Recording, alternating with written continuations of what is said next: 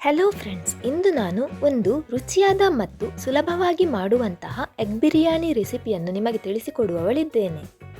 ಮೊದಲಿಗೆ ನಾನು 6 ಮೊಟ್ಟೆಗಳನ್ನು ಬೇಯಿಸಿ ಇಟ್ಟುಕೊಂಡಿದ್ದೇನೆ. ನಂತರ ಒಂದು ಮಿಕ್ಸಿ ಜಾರಿಗೆ ಕೊತ್ತಂಬರಿ ಸೊಪ್ಪು, ಪುದೀನಾ ಸೊಪ್ಪು ಮತ್ತು 2 ದೊಡ್ಡ ಕಾಯಿಮೆಣಸು ಮತ್ತು 3ರಿಂದ 4 ಬೆಳ್ಳುಳ್ಳಿಯ ಎಸಳುಗಳು. ಅದು ದೊಡ್ಡ ದೊಡ್ಡ ಎಸಳುಗಳಿರುವ ಕಾರಣ ನಾನು 3ರಿಂದ 4 ಅಷ್ಟೇ ತೆಗೆದುಕೊಂಡಿದ್ದೇನೆ. ಸಣ್ಣ ಇದ್ದರೆ ನೀವು 8ರಿಂದ 9 ತಗೋಬೇಕು.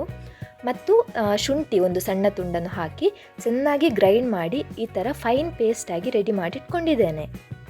ನಂತರ ಇದನ್ನು ಸಪ್ರೇಟಾಗಿ ಇನ್ನೊಂದು ಪಾತ್ರಕ್ಕೆ ಹಾಕಿ ಅದಕ್ಕೆ ಅರಿಶಿನ ಮತ್ತು ಚಿಲ್ಲಿ ಪೌಡರ್, ಆಮೇಲೆ ಸ್ವಲ್ಪ ಜೀರಿಗೆ, ಆಮೇಲೆ ಸ್ವಲ್ಪ ಉಪ್ಪು ಅಂದರೆ 1ರಿಂದ 2 ಸ್ಪೂನ್ನಷ್ಟು ಉಪ್ಪು ಹಾಕಿ ಚೆನ್ನಾಗಿ ಮಿಕ್ಸ್ ಮಾಡ್ಕೋಬೇಕು.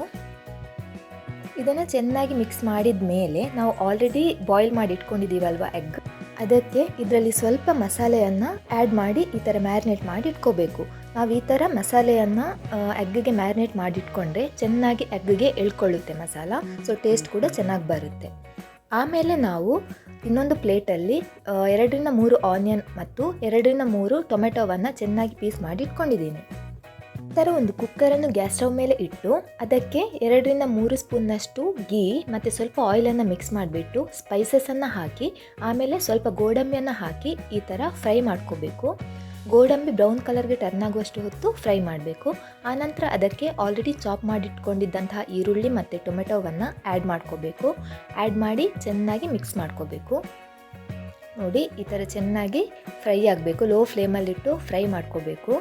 ಆಮೇಲೆ ಇದಕ್ಕೆ 1 ಸ್ಪೂನು ಟರ್ಮರಿಕ್ ಪೌಡರ್, ಆಮೇಲೆ ಸ್ವಲ್ಪ ಚಿಲ್ಲಿ ಪೌಡರ್, ನಾವು ಆಲ್ರೆಡಿ ಆಗ ಮಸಾಲೆಗೆ ಹಾಕ್ಕೊಂಡಿದ್ದೀವಿ, ಸೊ ಸ್ವಲ್ಪ ಹಾಕಿದರೆ ಸಾಕು ಈಗ. ಆಮೇಲೆ ಬಿರಿಯಾನಿ ಪೌಡರ್, ನಾವು ಎಷ್ಟು ರೈಸ್ ಹಾಕ್ತೀವಿ ಅದರ ಮೇಲೆ ಡಿಪೆಂಡಾಗಿ ಬಿರಿಯಾನಿ ಪೌಡರನ್ನು ಹಾಕ್ಕೋಬೇಕು. ನಾನಿಲ್ಲಿ 3 ಸಣ್ಣ ಗ್ಲಾಸ್ ರೈಸ್ ಹಾಕ್ತಾ ಇದ್ದೀನಿ, ಸೊ ಹಾಗಾಗಿ ನಾನಿಲ್ಲಿ ಒಂದು 4ರಿಂದ 5 ಸ್ಪೂನ್ನಷ್ಟು ಬಿರಿಯಾನಿ ಪೌಡರನ್ನು ಆ್ಯಡ್ ಮಾಡ್ಕೊಳ್ತಾ ಇದ್ದೀನಿ.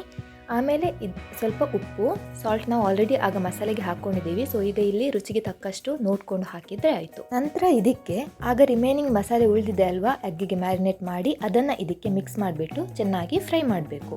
ಇದರಲ್ಲಿ ಅದು ಚೆನ್ನಾಗಿ ಹಸಿ ವಾಸನೆ ಹೋಗುವಷ್ಟು ಹೊತ್ತು ಹುರ್ಕೋಬೇಕು. ಲೋ ಫ್ಲೇಮಲ್ಲಿ ಇಟ್ಕೊಂಡು ಹುರ್ಕೋಬೇಕು. ಆಮೇಲೆ ನಾನು 3 ಗ್ಲಾಸ್ ರೈಸಿಗೆ 6 ಗ್ಲಾಸ್ ವಾಟರ್ ಹಾಕಿಬಿಟ್ಟು ಇದಕ್ಕೆ ಆ್ಯಡ್ ಮಾಡ್ತಾ ಇದ್ದೀನಿ.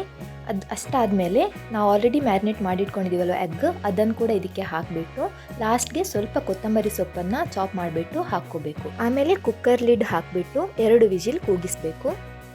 ನೋಡಿ ಫ್ರೆಂಡ್ಸ್, ಸಿಂಪಲ್ಲಾಗಿ ರುಚಿಯಾದ ಎಗ್ ಬಿರಿಯಾನಿ ರೆಸಿಪಿ ರೆಡಿ ಆಯಿತು.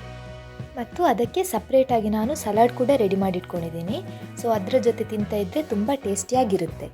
ಸೊ ಇದು ನನ್ನ ಇವತ್ತಿನ ರೆಸಿಪಿ ಇಷ್ಟ ಆಗಿದ್ದರೆ ಪ್ಲೀಸ್ ನನ್ನ ಚಾನೆಲನ್ನು ಸಬ್ಸ್ಕ್ರೈಬ್ ಮಾಡಿ ಮತ್ತು ಸಪೋರ್ಟ್ ಮಾಡಿ friends. Thank you so much.